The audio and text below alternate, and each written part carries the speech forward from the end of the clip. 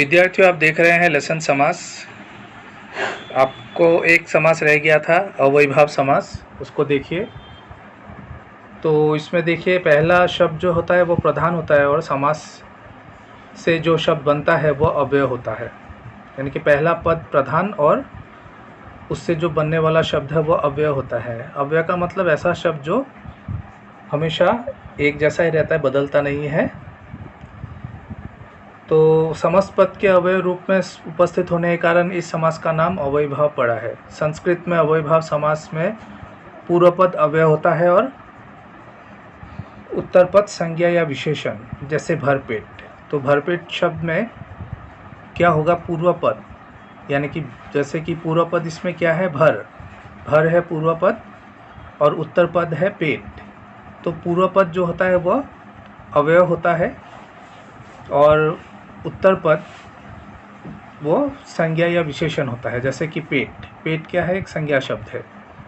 तो इस तरह से हमें देखने को मिलता है। लेकिन हिंदी समासों में इसके अपवाद स्वरूप पहला पद संज्ञा तथा विशेषण भी देखा गया है। लेकिन हिंदी में समास में क्या देखने को मिलता है कि जो पहला पद है वो संज्ञा या विशेषण हो सकता है, जैसे कि हाथों हाथ। हाथों हाथ में पहला जो शब्द है हाथ, वो क्या है, संज्ञा शब्द है। उसी तरह से हर घड़ी में हर पहले आ गया है, तो हर जो पद है वो क्या है, एक विशेषण पद है और घड़ी की विशेषता बता रहा है, हर घड़ी। तो उदाहरण देख लीजिए, जैसे आ समुद्र में समुद्र पर्यंत, आजन्म जन्म से लेकर, आज्ञानुसार आज्ञा के अनुसार, यथाशक्ति शक्ति के अनुसार, यथा नियम नियम के अनुसार। तो यहाँ पर और एक बात आपको देखना है, जैसे कि यहाँ पर कुछ, तो उसमें सिर्फ और जोड़ देना था। राधा कृष्ण, जैसे राधा और कृष्ण, दाल और रोटी। लेकिन यहाँ पर आप देखिए, रातों रात में रात और रात लिखेंगे तो गलत होगा, या हाथों हाथ में हाथ और हाथ लिखेंगे तो गलत होगा। तो इस तरह से आपको देखना होगा कि हाइफन होने से ही वो द्वंद्व समास होगा, ऐसा कुछ नहीं है। आपको पहले वर्ड देख लेना होगा कि वहाँ पर और देने से क्या होता है। तो द्वंद्व समास में आपको जितने भी शब्द मिलेंगे वो विलोम शब्द या एक दूसरे के पूरक शब्द होंगे। जैसे कि राधा कृष्ण में क्या है, राधा कृष्ण अलग अलग है, विलोम शब्द एक तरह से है। दाल रोटी, आटा दाल, माँ बाप, छोटा बड़ा, अमीर गरीब, ऊंच नीच, जन्म मरण, रात दिन, ये सब में आप देख सकते हैं विलोम शब्द या पूरक शब्द होते हैं। लेकिन यहाँ पर उस तरह से नहीं, यहाँ पर आपका क्या होता है, जैसे घर बीचों बीच, इसमें कोई विलोम शब्द वाली बात नहीं होती है। तो ऐसे शब्द जो होते हैं वो क्या होंगे, आपके अवैभाव समास होंगे। तो ये बात आपको ध्यान रखना है और जितना हो सके आपको ये सब याद कर लेना है। इसके बाद हम आगे बढ़ते हैं। तो अंतर थोड़ा सा आप देख लो, जैसे कि कर्मधारय और बहुव्रीहि समास। तो कर्मधारय और बहुव्रीहि समास में क्या होता है कि कुछ ऐसे शब्द आपको मिल जाएंगे जो दोनों में ही मिलते हैं। जैसे कि पीताम्बर के लिए पीत के समान अंबर, तो ये कर्मधारय में भी होगा। पीत है अंबर, जिसका अर्थात श्री कृष्ण, बहुव्रीहि समास होगा।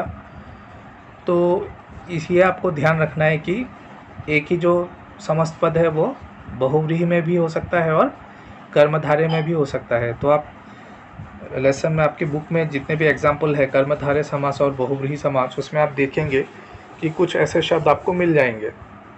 तो एग्ज़ाम में आपको क्या करना है कि जैसे कि पीताम्बर शब्द आ गया, पीताम्बर शब्द आपको दे दिया है और आपको बोला है कि इसका विग्रह करके समास का नाम लिखिए, तो आप दोनों में से कोई एक लिख सकते हैं। अगर आप लिखते हैं कि पीत के समान अंबर, तो वो समास हो जाएगा कर्मधारय। अगर आप लिखते हैं कि पीत है अंबर जिसका, अर्थात श्री कृष्ण, तो वो आपको लिखना होगा बहुव्रीहि। तो दोनों में से कोई एक आप लिखेंगे तो वो सही होगा। लेकिन अगर क्वेश्चन आता है एग्ज़ाम में कि पीत के समान अंबर, ये आपको दे दिया, विग्रह दे दिया है और आपको बोला है कि उसका समस्त पद लिख के समास का नाम लिखिए, तब आपको समस्त पद लिखना होगा पीताम्बर और समास का नाम लिखना होगा कर्मधारय। उसी तरह से अगर आपको दे देते हैं कि पीत है अंबर जिसका अर्थात श्री कृष्ण, विग्रह दे देते हैं और समस्त पद लिखने के लिए बोला है, तो समस्त पद पीताम्बर लिख के बहुव्रीहि समास लिखना होगा। लेकिन अगर समस्त पद आपको देते हैं एग्ज़ाम में पीताम्बर अगर समास पद मिलता है तो विग्रह आप दोनों में से कोई भी एक कर सकते हैं, उसमें कोई प्रॉब्लम नहीं है। जो भी विग्रह करेंगे उसका समास का नाम आपको वहाँ पर दे देना है। इसके बाद द्विगु और बहुव्रीहि समास में भी जैसे कि यहाँ पर कुछ ऐसे मिलते हैं जो द्विगु में भी है और बहुव्रीहि में भी है।